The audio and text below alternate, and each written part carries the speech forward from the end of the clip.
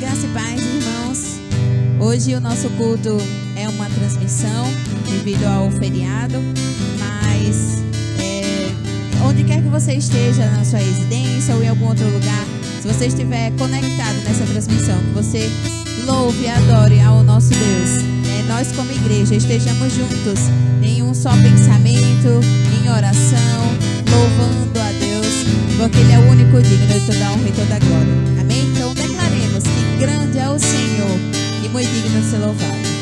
Grande é o Senhor e muito digno de louvor. Na cidade do nosso Deus, seu santo monte, alegria de toda a terra.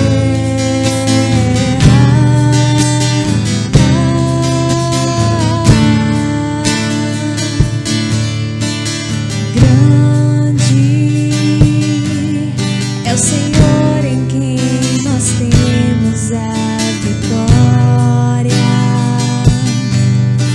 que nos ajuda contra o inimigo. Por isso diante dele nos prostramos.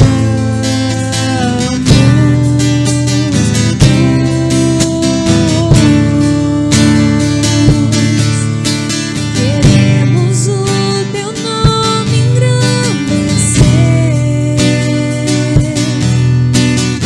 e agradecer-te por tua obra em nossas vidas. Confiamos em teu infinito amor, pois só Ele é. Pois só tu és o Deus eterno sobre toda a terra e céus.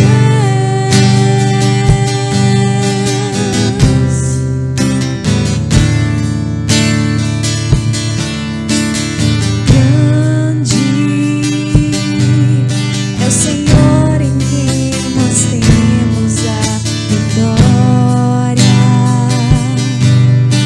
que nos ajuda contra o inimigo.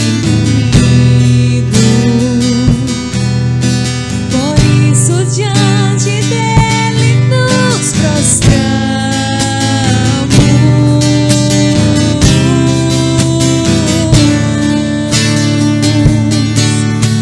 Queremos o teu nome engrandecer e agradecer-te por sua obra em nossas vidas. Confiamos em teu infinito amor,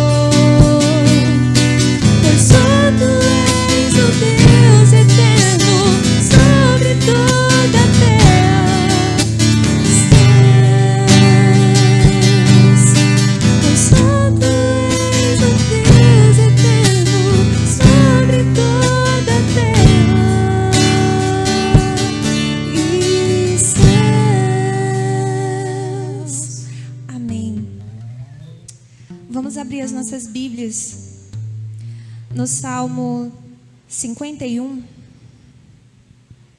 Nós vamos ler do versículo 1 até o versículo 10. Salmo 51 diz o seguinte: Por causa do teu amor, ó Deus, tem misericórdia de mim. Por causa da tua grande compaixão, apaga os meus pecados. Purifica-me de todas as minhas maldades e lava-me do meu pecado. Pois eu conheço bem os meus erros e o meu pecado está sempre diante de mim. Contra ti eu pequei, somente contra ti, e fiz o que detestas. Tu tens razão quando me julgas e estás certo quando me condenas. De fato, tenho sido mau desde que nasci. Tenho sido pecador desde o dia em que foi concebido. O que tu queres é um coração sincero. Enche o meu coração com a tua sabedoria. Tira de mim o meu pecado e ficarei limpo. Lava-me e ficarei mais branco do que a neve. Faze-me ouvir outra vez os sons de alegria e de felicidade. E ainda que tenhas me esmagado e quebrado, eu serei feliz de novo. Não olhes para os meus pecados e apaga todas as minhas maldades. Ó Deus, cria em mim um coração puro e dá-me uma vontade nova e firme. Amém. Esse é o momento de confissão. Nós vamos fazer uma oração. Que você aí da sua casa possa fechar os seus olhos. Assim como o Salmo diz, o que ele procura é um coração sincero. Que possamos pedir ao nosso Deus perdão e pedir que Ele renove dentro de nós um espírito estável. Pedir para que Ele venha nos perdoar e nos ensinar a ser mais parecido com Ele. Amém? Oremos. Santo Deus, Pai maravilhoso, muito obrigado pela oportunidade de Te louvar, de Te engrandecer e de falar contigo, Senhor. Nós sabemos, Pai, que somos pecadores desde que nascemos, Pai. Desde que nos concebeu a nossa mãe, nós temos pecado diante de Ti, ó Deus. Mas graças ao Teu Filho Jesus, nós hoje podemos fazer essa oração de confissão, Pai. Te pedindo perdão por toda a nossa conduta indigna, por todo o nosso pecado, por toda a nossa vida, ó Deus, em desacordo com a Tua palavra, Senhor. Perdão, ó Deus. Perdão porque muitas vezes pecamos por não conhecer a Tua palavra, Senhor. Ó Deus, e devíamos dia após dia nos dedicar, ó Deus, a aprendê-la, pois não há nada, Deus, que vala mais a pena gastar o nosso tempo, a nossa vida, do que na Tua presença, Te conhecendo, aprendendo os Teus ensinos. Ó Deus, não há nada melhor do que ouvir a Tua voz, meu Senhor. Perdão pela nossa negligência e perdão pelas coisas que fazemos, ó Deus, que ofendem o Teu nome, Senhor. Perdão, perdoa a Tua igreja, Deus, e nos limpa. Não olha para os nossos pecados hoje, mas olha para Jesus, Pai, para o Filho amado e perfeito, que nós possamos a cada dia sermos mais parecidos com Ele. Ó Deus, limpa-nos, Pai. Nós não somos dignos de Ti, nós não Te merecemos, mas graças à Tua misericórdia nós clamamos: renova-nos, Deus. Renova-nos, Deus. E quando o Senhor nos limpa, nós seremos mais alvos do que a neve, Deus. Nós cremos nisso e por isso Te louvamos, ó Deus, e Te agradecemos. Em nome de Jesus. Amém.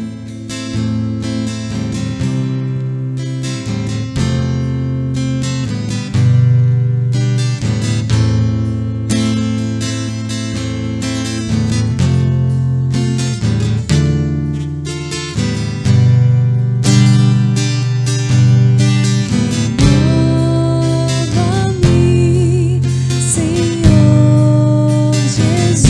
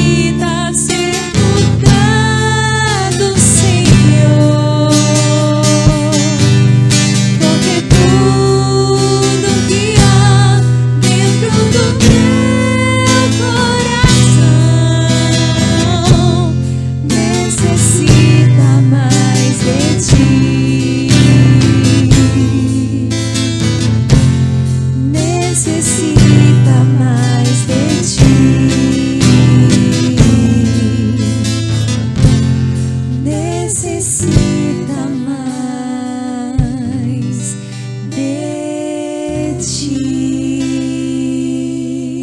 Aleluia. Glória a Deus. Vamos declarar que não há nenhum Deus maior que o nosso Deus. Ele criou todas as coisas e nós existimos por causa dele, para ele, por meio dele. Então, declaremos isso com toda a nossa força, com todo o nosso amor, todo o nosso empenho. E não existe nenhum Deus maior do que o nosso.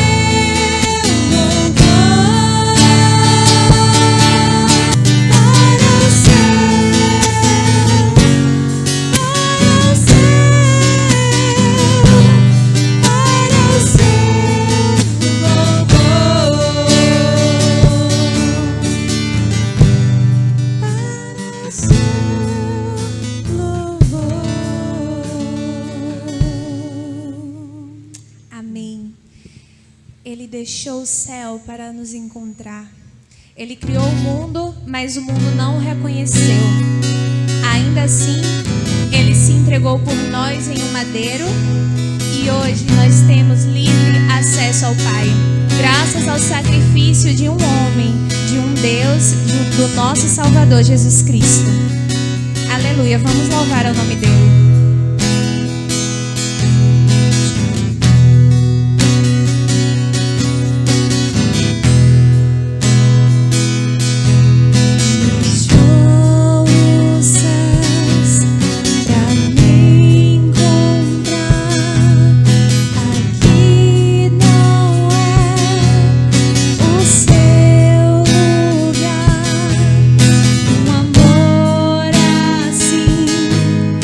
Um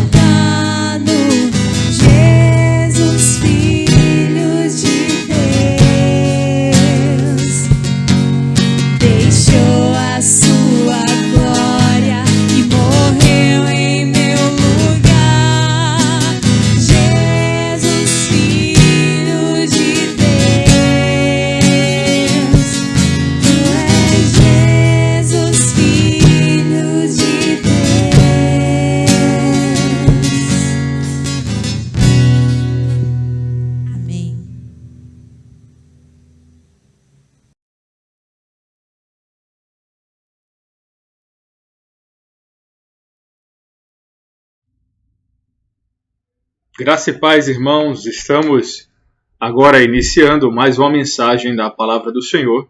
Queremos convidar a todos a estarmos juntos, meditando na sua palavra, aprendendo do nosso Deus e podendo assim saber qual a boa vontade do nosso Senhor. Amém? Mas antes, vamos orar. Vamos orar ao nosso Deus e falar com Ele nesse momento. Uma oração de iluminação.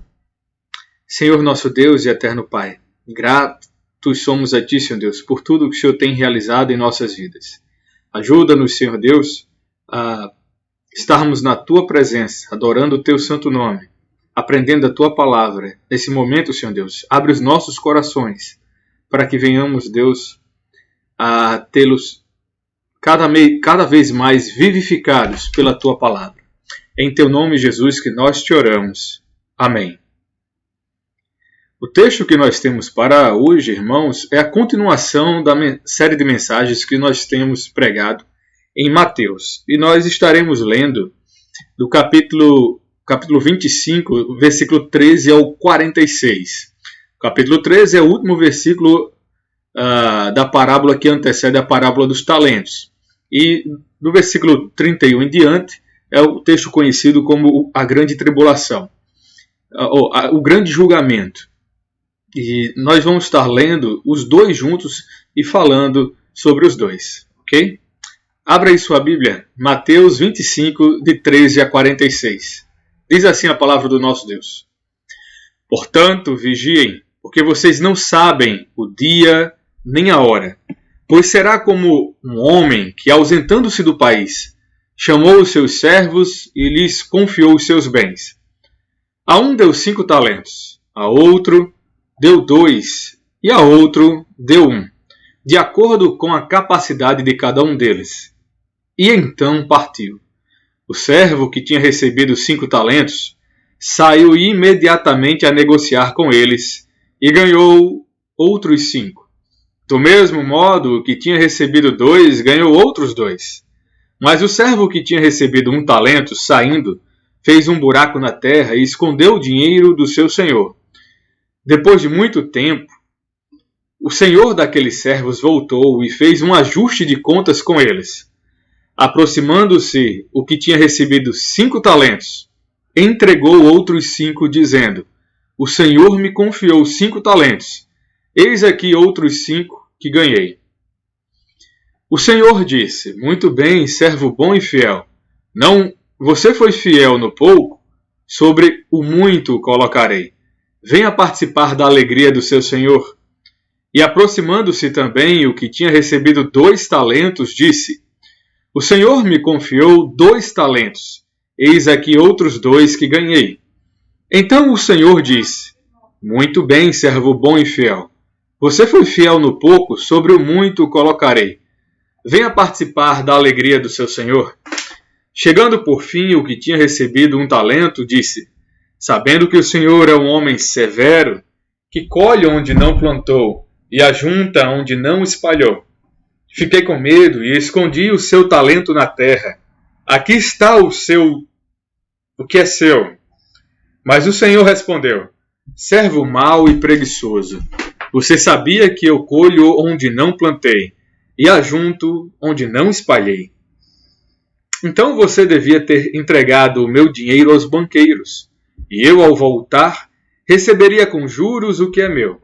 Portanto, tirem dele o talento e deem ao que tem 10, porque a todo o que tem mais será dado, e terá em abundância, mas ao que não tem, até o que tem lhe será tirado.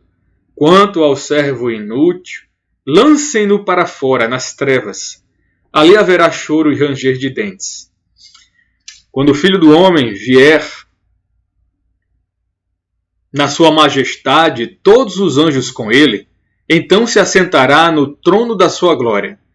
Todas as nações serão reunidas em sua presença, e ele separará uns dos outros, como o pastor separa as ovelhas dos cabritos. Porá as ovelhas à sua direita e os cabritos à sua esquerda. Então o rei dirá aos que estiverem à sua direita: Venham, benditos de meu Pai, venham herdar o reino que está preparado para vocês desde a fundação do mundo. Porque tive fome, e vocês me deram de comer. Tive sede, e vocês me deram de beber. Eu era forasteiro, e vocês me hospedaram. Eu estava nu, e vocês me vestiram. Enfermo, e me visitaram. Preso, e foram me ver. Então os justos perguntaram: quando foi que vimos o Senhor com fome e lhe demos de comer? Ou com sede e lhe demos de beber? E quando foi que vimos o Senhor como forasteiro e o hospedamos? Ou nu e o vestimos? E quando foi que vimos o Senhor enfermo ou preso e fomos visitá-lo? O rei respondendo lhes dirá: em verdade lhes digo que sempre que o fizeram a um destes meus pequeninos irmãos, foi a mim que o fizeram.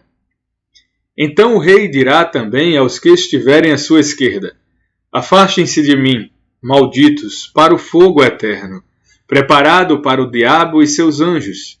Porque tive fome, e vocês não me deram de comer. Tive sede, e vocês não me deram de beber. Sendo forasteiro, vocês não me hospedaram. Estando nu, vocês não me vestiram. Achando-me enfermo e preso, vocês não foram me ver. E eles lhe perguntarão: quando foi que vimos o Senhor com fome, com sede, forasteiro, nu, enfermo ou preso e não o socorremos? Então o rei responderá: em verdade lhes digo que sempre que o deixaram de fazer a um destes mais pequeninos, foi a mim que o deixaram de fazer. E estes irão para o castigo eterno, porém os justos irão para a vida eterna. Como nós dissemos no início, nós incluímos nesse sermão sobre a parábola dos talentos os versículos de 31 a 46, porque ele fala sobre o julgamento final. E aqui é o fechamento de todo o discurso iniciado pelo Senhor Jesus Cristo no capítulo 24, em que o Senhor trata da advertência e sentença a todos os maus, hipócritas e corruptos que ele denunciou nos capítulos anteriores e que ainda surgiriam na história da igreja. Os versículos de 31 a 46 são a centralidade de todo o texto que vai do capítulo 24 ao 25 de Mateus. É o fechamento, a palavra final, e aqui sem parábolas, sem imagens. Ele usa a imagem de cabritos e ovelhas. Ali não há uma parábola, talvez uma símile, puramente, e mais nada. E nem uma imagem parabólica. Por isso dizemos nem parábolas, nem imagens que nos assemelham a um recurso próximo ou assemelhado a uma parábola. O Senhor fala de forma mais objetiva e com todas as letras que o derradeiro destino de todas as pessoas que estão fora da aliança da graça do Cordeiro, este Cordeiro que foi morto, o Cordeiro que entregou sua vida para perdão dos nossos pecados, ali ele fala com todas as letras a respeito da sentença dada a quem não creu no nome do Senhor Jesus Cristo e também a quem creu. Veja que é um lugar onde há choro e ranger de dentes. É um lugar aqui que diz que foi preparado para o diabo e seus anjos. É o lugar para onde irão todos aqueles que não se arrependeram e não clamaram pelo nome do Senhor Jesus Cristo. E isso, clamor a fim de alcançar o perdão. Ou seja, não há preço a ser pago, apenas a graça do Senhor rejeitadas pelos maus e pelos hipócritas. Irmãos, também é muito importante que nós tenhamos em mente, né? Portanto, é importante trazer à mente e ao coração o fato que a atividade pastoral ligada à pregação do Evangelho, ela pode ser comparada a um comerciante. E veja, o comerciante anda por todos os lugares, o mundo inteiro, à busca dos melhores produtos para vender aos seus clientes. Pode ser também comparado a um pai de família que percorre grandes distâncias para comprar os produtos de melhor qualidade para seus filhos. Ou até mesmo a alguém que leciona, que ensina numa escola ou faculdade, uma universidade, e busca em todo o mundo as pesquisas de maior relevância e contribuição para o avanço. Examina tudo, põe sob criteriosa análise, espera, testa e depois de anos entrega um conhecimento capaz de mudar a vida das pessoas para melhor. O conhecimento, a atividade pastoral, há também aqueles que comparem a atividade pastoral à atividade judicial, em que o pastor põe sob pesada pressão aquilo que ele precisa entregar às suas ovelhas. Pressiona, investiga, retira os floreios, desfaz as mentiras e, como um artista, fixa o essencial do belo, do justo, do ético e do moral, por vezes contrariando as leis que ele sabe ser antibíblica e fundamentadamente argumenta contra a sua, digamos assim, que nos permite o jogo de palavras, essa sua inconstitucionalidade bíblica. A atividade pastoral ela é árdua e não há espaço para preguiçosos. Os preguiçosos são e sempre serão maus pastores, pois não enfrentarão a seriedade da palavra de Deus.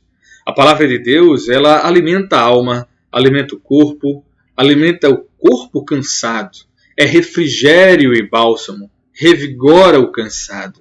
Por isso, o pastor não pode parar de estudar a Bíblia, a teologia e todos os demais assuntos, temas que se fizerem pertinentes e importantes para que possamos continuar pastoreando, que possam ajudar o pastoreio e na medida em que surgem da própria ação de Deus. Veja que esse Deus, único e verdadeiro Deus, o reino de Deus é chegado a nós.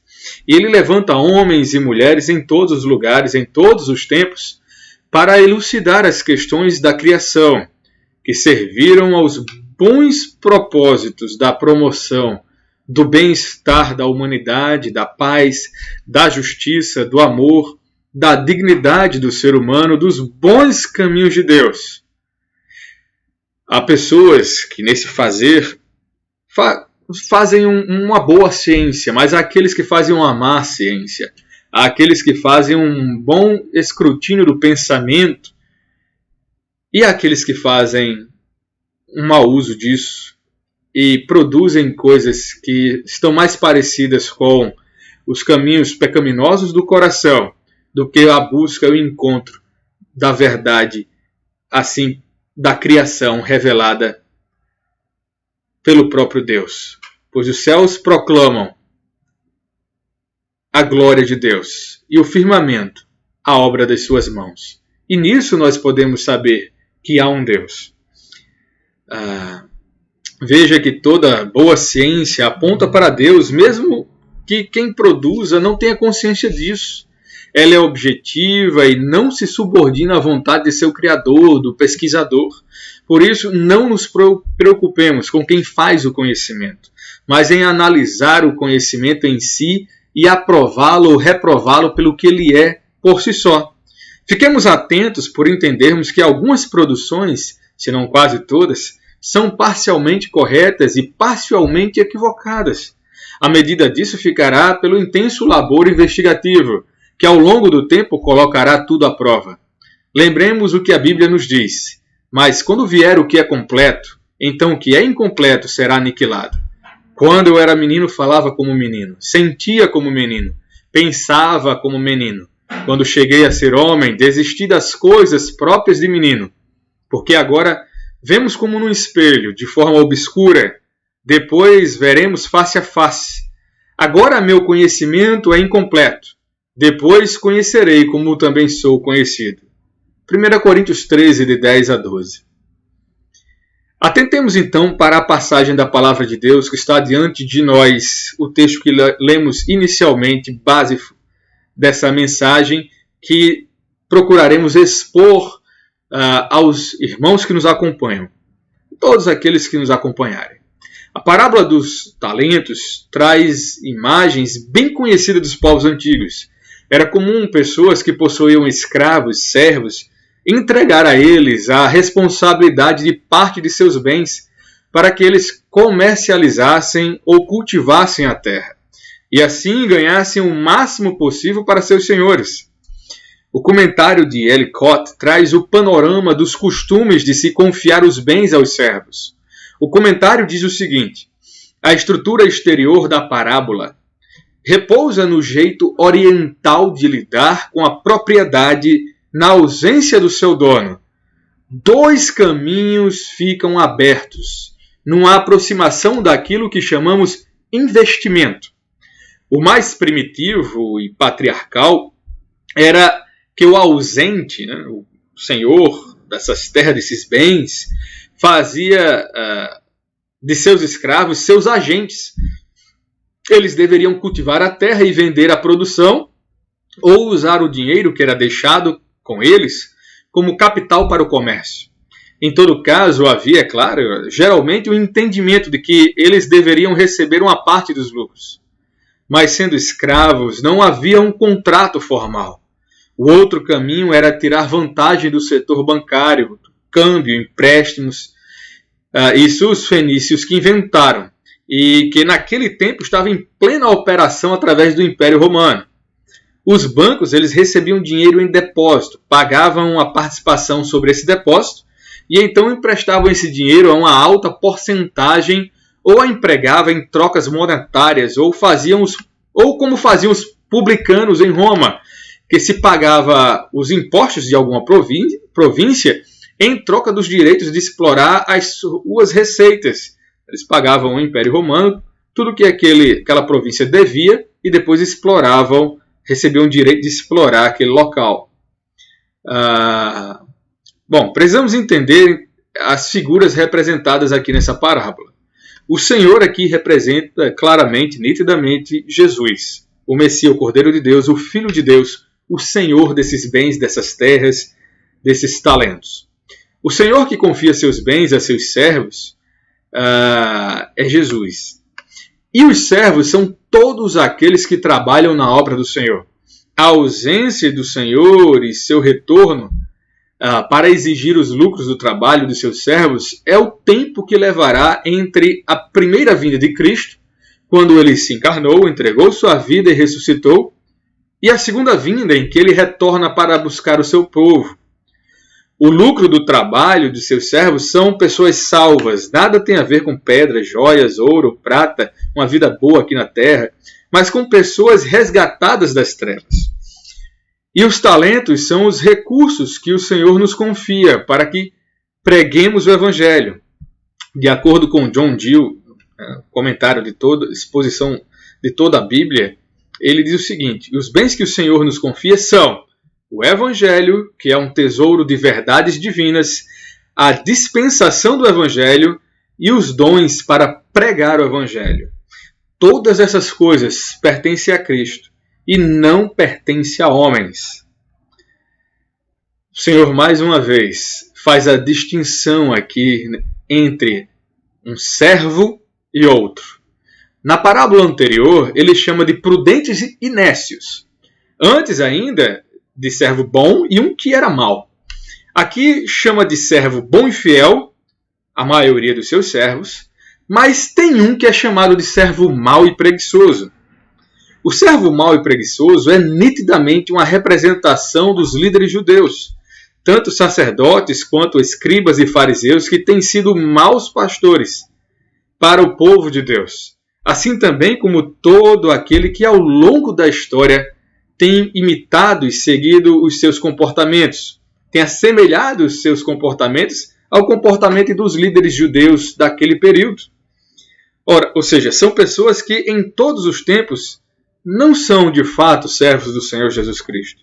Pessoas que têm trabalhado para elas mesmas, que são como uma figueira que tem aparência de ter frutos, mas quando alguém procura esses frutos não encontra nada, pois são hipócritas e tudo o que fazem é uma boa estratégia de marketing pessoal que não representa a realidade de quem eles são. Ou seja, não se encontra nada lá. São hipócritas e tudo o que fazem é apenas enganarem. Às vezes se passam por bastiões da verdade, dos bons costumes, e quando se vê, nada são daquilo.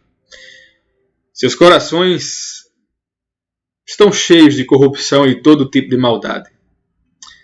Jesus chama esses falsos servos de preguiçosos, maus e inúteis. Eles desperdiçaram os bens que lhes foram confiados, pois não geraram nenhum ganho com o que lhes foi confiado.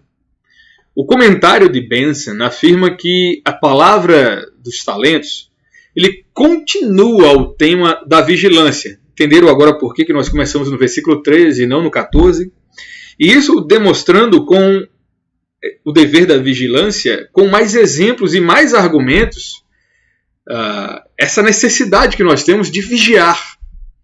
Diz Benson assim como a parábola anterior nos agita, provoca, incita a uma preparação mais zelosa para a vinda do Senhor Jesus, em nos conduzir a um comportamento mais diligente na realização de nossas tarefas e uma utilização mais apropriada e cuidadosa dos nossos dons e recursos recebidos do nosso Senhor.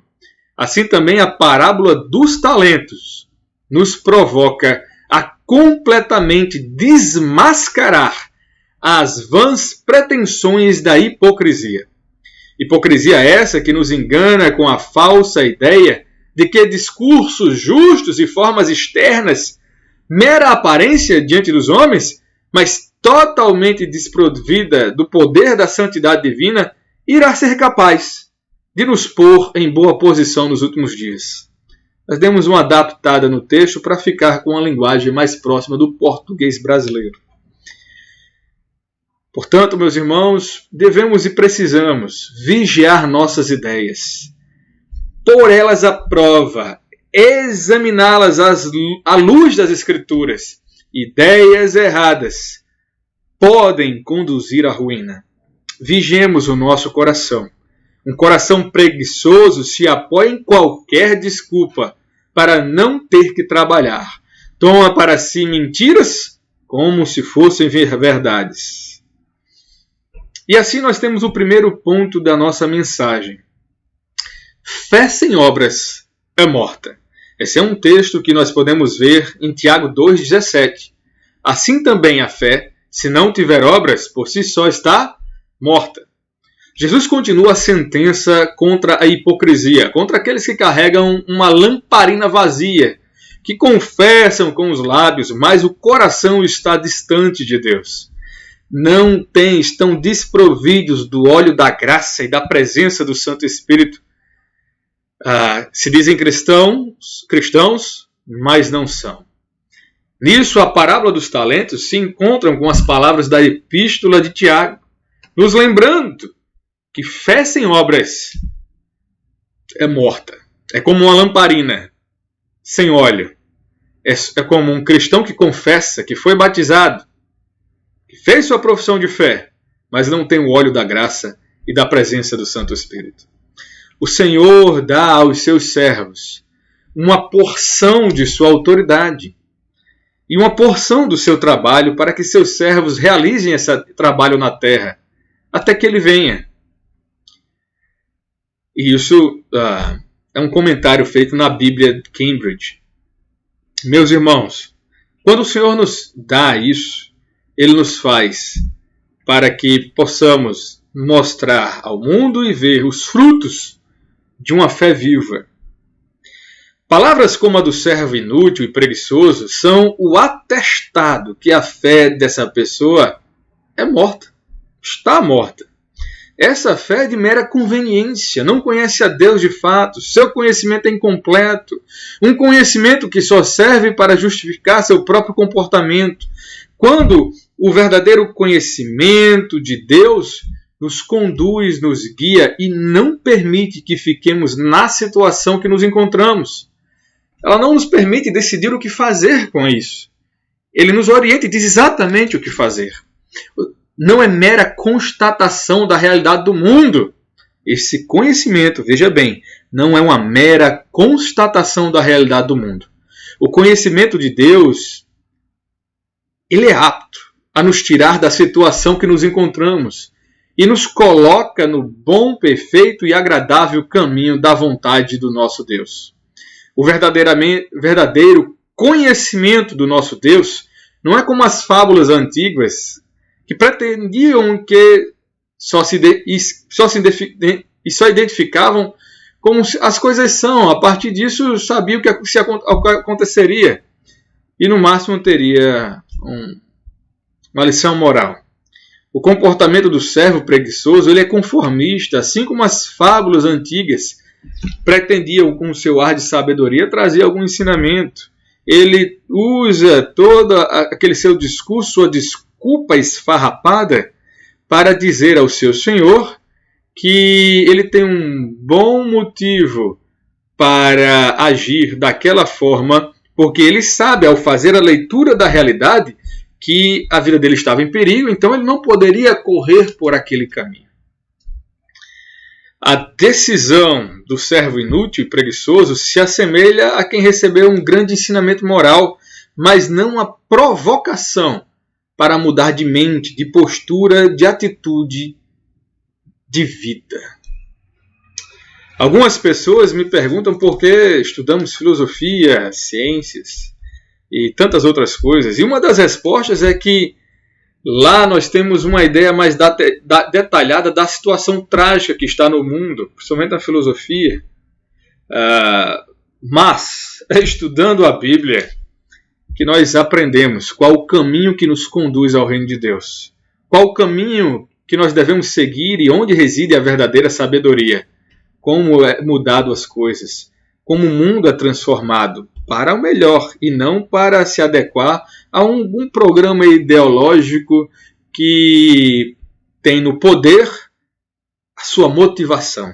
Não. A palavra de Deus percorre o caminho da graça, do amor, de um Deus que tem todo o poder, mas se encarna, sobe numa cruz e entrega a sua vida. Nada tem a ver com essas ideologias. E seria de muita ofensa querer equiparar ideologias com a palavra de Deus nas Escrituras. Provérbios 9, de 9 a 10, diz o seguinte: dê instrução ao sábio, e ele se tornará mais sábio ainda. Ensine o justo, e ele crescerá na prudência. O temor do Senhor é o princípio da sabedoria. Conhecer o santo é ter entendimento. Ou em algumas outras traduções diz que a prudência é santidade. Né? Santidade é prudência. O comportamento do servo bom e fiel é assim como as parábolas narrativas de Jesus. Elas nos remetem ao coração do objetivo do Senhor para as nossas vidas. Isso se encontra lá em Romanos 12, 1 e 2. Portanto, irmãos, pelas misericórdias de Deus, veja, misericórdia de Deus, peço que ofereçam o seu corpo como sacrifício vivo, santo e agradável a Deus. Este é o culto racional de vocês. E não vivam conforme os padrões deste mundo, mas deixem que Deus os transforme pela renovação da mente, para que possam experimentar qual é a boa, agradável e perfeita vontade de Deus.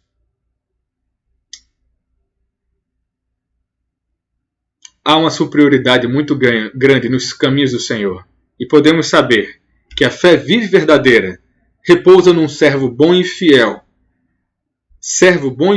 que não se conforma com esse mundo, mas o transforma, não subjugando outro algum projeto de poder, mas pela renovação do seu próprio entendimento, da sua própria mente, transformando-se, ou seja, entregando sua vida ao Senhor Jesus Cristo, para ser lapidado, moldado pelo Senhor.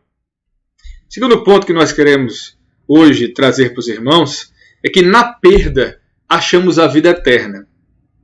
O comportamento do servo inútil e preguiçoso é o mesmo que o Senhor sinaliza em Mateus 16, versículo 25, primeira parte do versículo, parte A. Pois quem quiser salvar a sua vida, a perderá. O servo escondeu seus dons por querer salvar sua própria vida. Não entendeu a radicalidade do chamado do Senhor.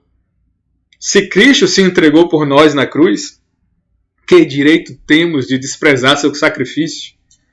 Não há a mínima possibilidade de mantermos comunhão com o mundo e sermos ao mesmo tempo cidadãos do reino de Deus. Por isso ele nos diz: então Jesus disse aos seus discípulos: se alguém quer vir após mim, negue a si mesmo, tome a sua cruz e siga-me. Pois quem quiser salvar a sua vida, a perderá. E quem perder a vida por minha causa, esse a achará. De que adiantará uma pessoa ganhar o mundo inteiro e perder a sua alma? Ou que dará uma pessoa em troca de sua alma? Mateus 16, nós lemos agora do 24 ao 26. Assim como não há servo do Senhor, não há, que não sirva a noiva, ou seja, todo servo do Senhor serve a igreja, que é a noiva do Senhor. Assim também é dito daqueles que demonstram o mesmo comportamento por receio de perder o que tem, ou que acha que tem. Não há servo que tenha algo que seja seu. Tudo pertence ao seu Senhor. E olha, quem está morto em seus pecados, nem a vida tem. Respira agora por um momento. Vai, quem sabe, viver muito bem nessa terra, comer do bem e do melhor, sofrer por conta de colher o que planta, mas pela graça geral, chamada de graça geral, só encontrará a verdadeira punição pelos seus pecados, a condenação pelos seus pecados, quando o Senhor voltar. Por isso é dito que o justo viverá pela fé. Aguarde e verá. O dia do Senhor virá. Esse servo mau, ele não quis trabalhar para ganhar mais, porque ele teve medo. E esse medo o levou à situação em que ele estava. Veja, o Senhor não nos deu espírito de covardia, mas de ousadia para nos achegarmos à presença do Senhor. E servir a Jesus, por certos momentos, é como andar num vale de sombra da morte. Há perigos, mas não estamos sozinhos. O Senhor é o valente que vence as batalhas. Nele podemos confiar. Se colocarmos nossa confiança em meios humanos de nos proteger, certamente encontraremos face a face com a falácia humana que pensa estar mais seguro nos caminhos dos homens. Certamente descobriremos que as armas dos homens nada podem diante das armas do Senhor nosso Deus. O Senhor também nos diz que quem quiser segui-lo, tome sua cruz e siga-o.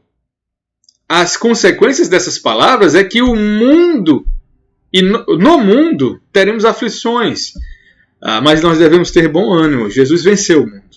Mateus 24, 9 e 10 diz o seguinte: vocês serão entregues para serem maltratados, e eles os matarão. Vocês serão odiados por todas as nações por causa do meu nome. Nesse tempo, muitos hão de se escandalizar, trair e odiar uns aos outros. A cruz de Cristo não é para aventureiros entusiastas desinformados que não sabem onde estão se metendo. A cruz de Cristo é para os filhos de Deus que amam o Pai mais do que as próprias vidas.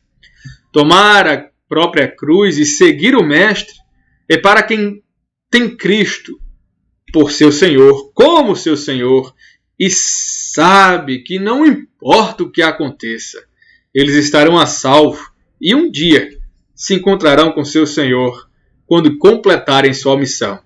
Paulo expressou isso com vívida esperança, uma fé real no Salvador, quando ele disse: quanto a mim, já estou sendo oferecido por libação, e o tempo da minha partida chegou. Combati o bom combate, completei a carreira, guardei a fé. Desde agora me está guardada a coroa da justiça, que o Senhor, reto juiz, me dará naquele dia. E não somente a mim, mas também a todos os que amam a sua vinda. 2 Timóteo 4, de 6 a 8. O texto de Efésios 6, de 10 a 20, que fala sobre a armadura de Deus, ele nada tem a ver com a guerra que estamos presenciando na Ucrânia, em que negligenciamos ver em outras partes do mundo, como por exemplo a guerra que ocorreu na Crimeia antes dessa, em outras regiões do Afeganistão há muito tempo, a guerra que mata muito mais do que todas essas aí, que ao longo dos anos tem ceifado muitas vidas, que é o aborto. Indiscriminadamente sobre a alegação de que a mulher tem o direito de decidir o que fazer com o seu corpo e, pelo jeito, também o que fazer com o corpo do feto. E isso significa para elas decidir sobre a vida e a morte de quem está em seu ventre. Nada tem a ver com isso. Aquela armadura de Deus não é para lutar estas batalhas pegando em armas. Não. E ao mesmo tempo lutar essas batalhas, mas de uma outra forma. Pois estas batalhas são lutadas em outro campo. Lá diz o seguinte: quanto ao mais, sejam fortalecidos no Senhor e na força do seu poder. Vistam-se com toda a armadura de Deus, para poderem ficar firmes contra as ciladas do diabo. Porque a nossa luta não é contra o sangue e a carne, mas contra os principados e as potestades, contra os dominadores deste mundo tenebroso, contra as forças espirituais do mal, nas regiões celestiais. Por isso, peguem toda a armadura de Deus, para que vocês possam resistir no dia mau, e depois de terem vencido tudo, permanecerem inabaláveis. Portanto, fiquem firmes, cingindo-se com a verdade, vestindo a couraça da justiça. Tenham os pés calçados com a preparação do evangelho da paz, segurando sempre o escudo da fé, com o qual poderão apagar todos os dardos inflamados do maligno. Usem também o capacete da salvação e a espada do Espírito, que é a palavra de Deus. Orem em todo o tempo no Espírito, com todo tipo de oração e súplica. E para isto, vigiem com toda a perseverança e súplica por todos os santos. Efésios 6, de 10 a 18. Nós não lemos o 19 e o 20. Viu de que se trata a armadura de Deus? Nada tem a ver com guerras humanas em que pessoas pegam seus fuzis Kalashnikov e qualquer outro tipo de arma para matar uns aos outros. Mas é uma batalha que o servo mau e inútil, preguiçoso, não queria lutar. Ele preferia confiar nos fuzis, ele preferia confiar nas espingardas dos revólveres, ele preferia confiar na segurança de uma casa própria, ele preferia confiar na segurança de salário com INSS, pago, previdência, seja lá qual for, ele preferia confiar nos bons salários, ele preferia confiar na segurança alimentícia providenciada por lugares abastados de supermercados e boas fazendas para que todo o sistema funcione. Ele preferiu confiar em tudo isso do que confiar no Senhor. Veja, resistir ao pecado do outro, veja, não é o nosso, por enquanto, mas o pecado do outro, que tenta nos lançar a uma prática pecaminosa, implica em conflito com o mundo e com esse pecado. Resistir era enfrentar o vale da sombra da morte. Resistir é sacrifício. Quem ousar dizer não ao pecado do outro e ao seu, e ao mesmo tempo adotar uma postura de obediência irrestrita à Bíblia, provará do terror, das ameaças e da força que representa andar, caminhar, velejar na contramão do mundo.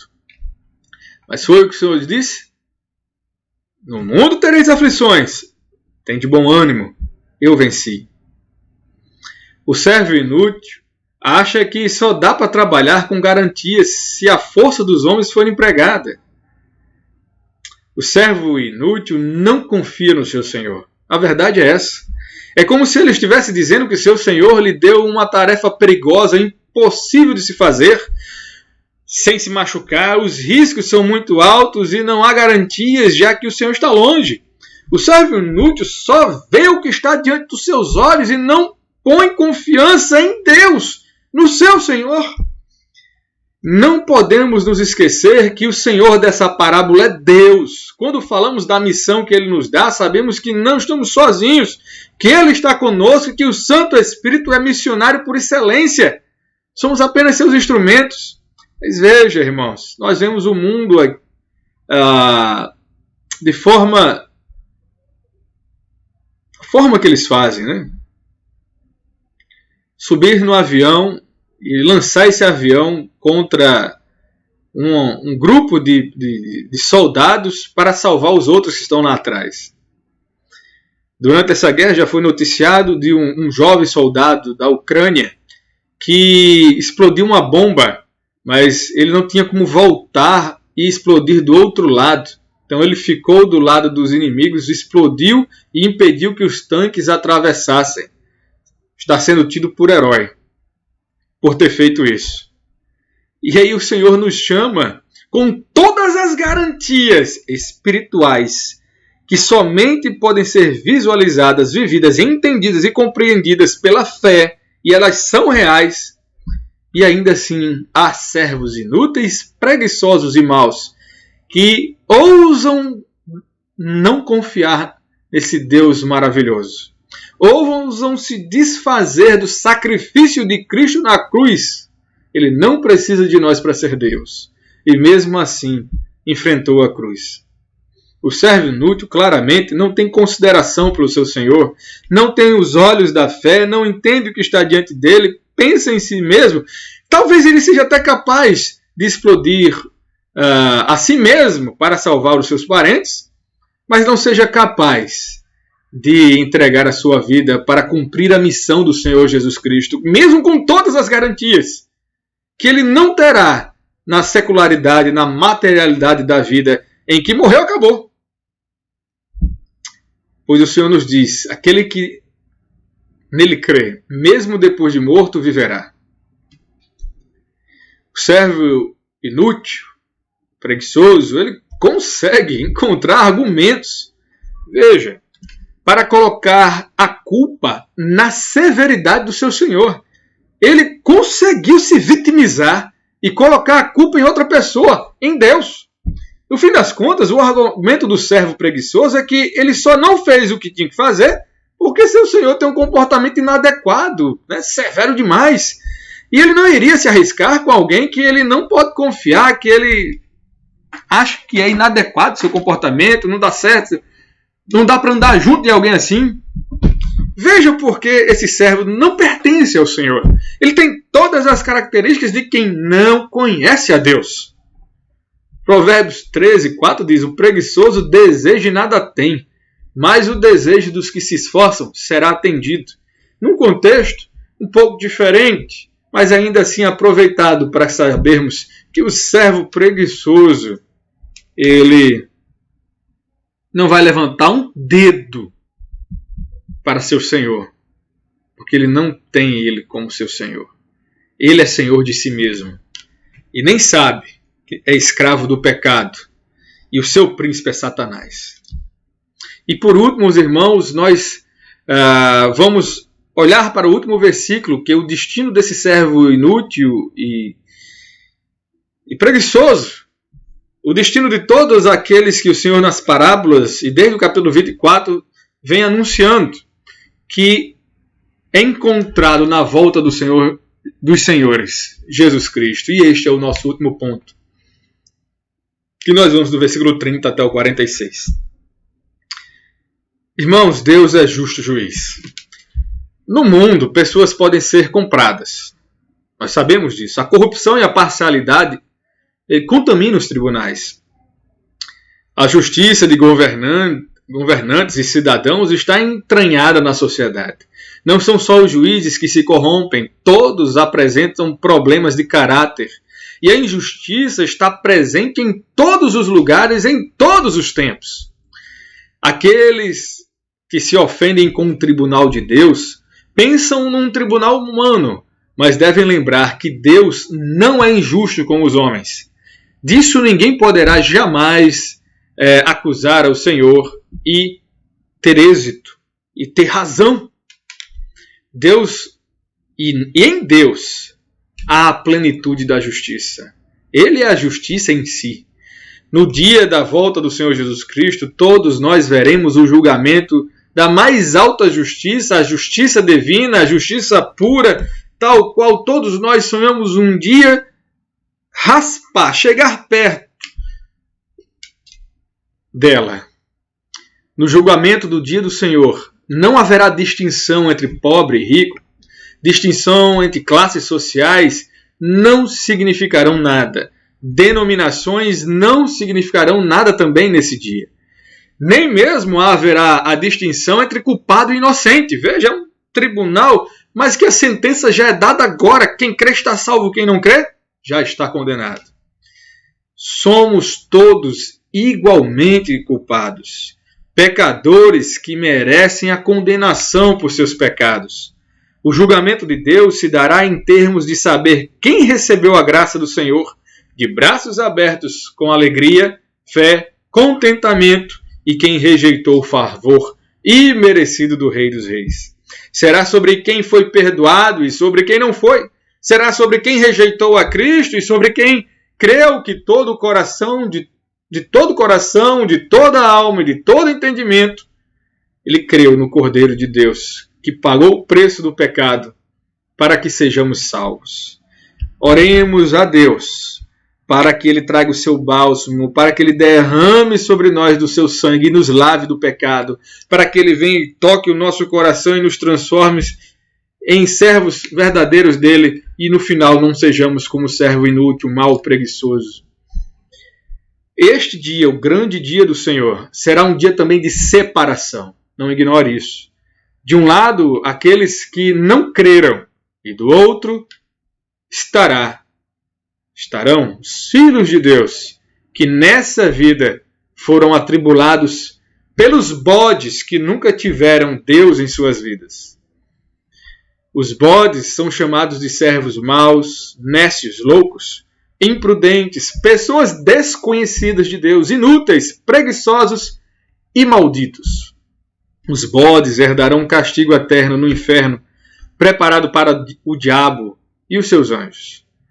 Já as ovelhas, elas são chamadas de prudentes, servos bons e fiéis, benditos de Deus Pai e justos. As ovelhas, os servos do Senhor, herdarão a vida eterna junto a Deus. Em qual grupo você estará? A eternidade junto a Deus começa no dia em que você crê em Cristo Jesus. Arrependa-se de seus pecados. Ele morreu para nos salvar. Creia em Jesus e serás salvo. Entregue sua vida a Deus e encontrarás a salvação. O dia da salvação chama-se hoje. Hoje, se ouvires a voz do Santo Espírito, entrega a tua vida a Ele. Confia nele e o mais Ele fará. Que Deus nos abençoe e nos dê a sua paz. Amém.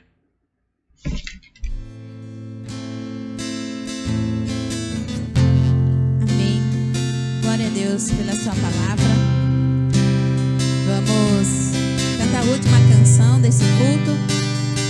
Que você consiga colocar seus pensamentos diante de Deus. Hoje, a gente vive uma situação extremamente difícil no mundo. Existem literalmente guerras acontecendo, guerras anunciadas, guerras ocultas também, muitas batalhas que são visíveis e batalhas que são de cada um de nós, as nossas batalhas diárias. Mas a nossa esperança, ela vem do Senhor. E é nela que nós temos que nos fortalecer e nos confortar todos os dias.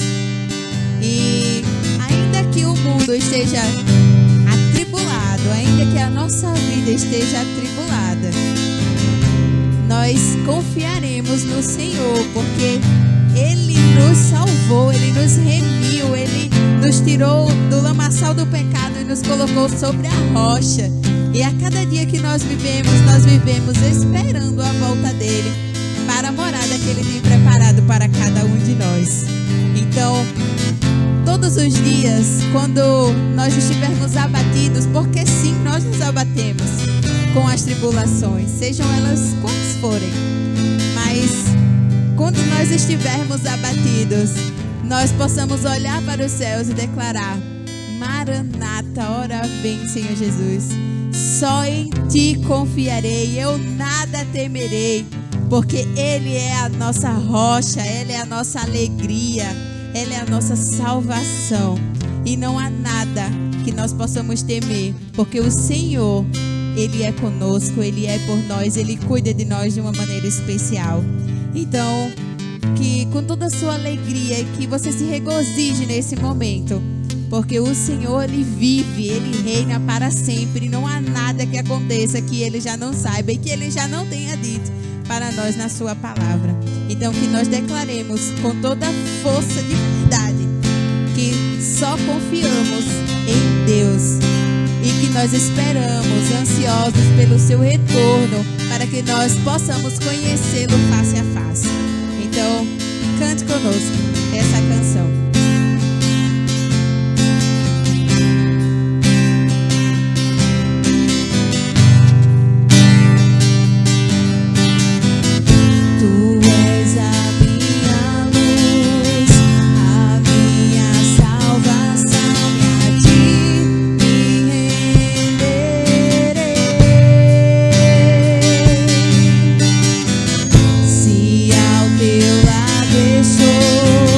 Se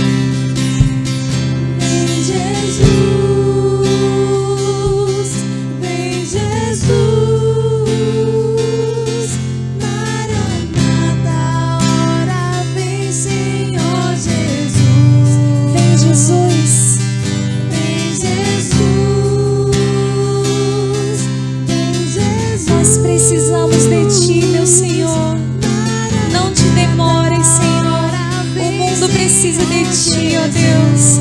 Vem, Senhor, a Tua igreja clama. Vem, Jesus, a Tua igreja ora, Senhor. Ó Deus, quão lindos serão os dias em que Te contemplaremos face a face. Não haverá mais choro, não haverá mais medo, não haverá mais guerra, Senhor. Ó Deus, só existe paz no Teu reino. Nós precisamos e clamamos por Ti. Vem, Senhor Jesus, só em Ti nós confiamos. Só em Ti confiarei, eu nada temerei. Em frente eu irei, pois eu sei que vivo estás e um dia voltarás do céu pra nos buscar, pra sempre reinarás. Aleluia. Cante bem forte. Só em Ti confiarei, eu nada temerei. Em frente eu irei, pois eu sei que vivo estás e um dia voltarás do céu pra nos buscar, pra sempre reinarás. Aleluia.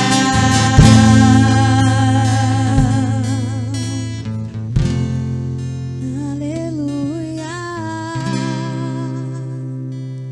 Amém. Glória a Deus. Queremos convidar todos agora para juntos fazermos a oração final e recebermos a bênção. Senhor nosso Deus e eterno Pai, graças Te damos, Senhor, porque o Senhor tem nos chamado de benditos, justos, servos bons e fiéis. Eterno Deus, que vem nos lapidar, que está trabalhando em nossas vidas. Nós nos alegramos em ouvir a Tua voz. Nós nos alegramos em saber a Tua palavra. Nós nos alegramos, Senhor Deus, mesmo diante de tantas artimanhas, Senhor Deus, muito bem elaboradas pelo maligno, pelos seus, para nos tirar a paciência, para nos tirar do prumo. Mas o Senhor é tudo e tudo em nós. Cremos em Ti, confiamos em Ti. Senhor Deus, fortalece a cada um de nós para enfrentarmos esses momentos difíceis. Ouve a nossa oração. E se preciso for, Senhor Deus amado, faz o que for preciso para que venhamos nós a crescer mais e mais na Tua graça e no Teu conhecimento, conhecimento do Teu poder. Isso é grandioso demais para nós. Pedir isso, para alguns, eles podem não estar sabendo o que estão pedindo. Mas para quem conhece a Ti, sabe que o que nos aguarda ao crescermos na Tua graça e no Teu conhecimento, em conhecer a Ti, o Teu poder e as Escrituras, significa não paz com o mundo, mas alegria diante de Ti. Alegria que fortalece os nossos corações e nos firma os pés sobre a rocha. Eterno Deus, assim nós Te oramos. E hoje, sobre a Tua igreja, Senhor Deus, desejamos a paz. Que o amor de nosso Deus e eterno Pai, a graça do nosso Senhor e Salvador Jesus Cristo, a comunhão, a consolação, o poder do Santo Espírito, seja com a igreja do Senhor reunida em toda a face da terra, hoje e sempre. Amém. Tenham um bom final de semana, orando, vigiando e orando pelos santos do Senhor, espalhados pela terra. Amém.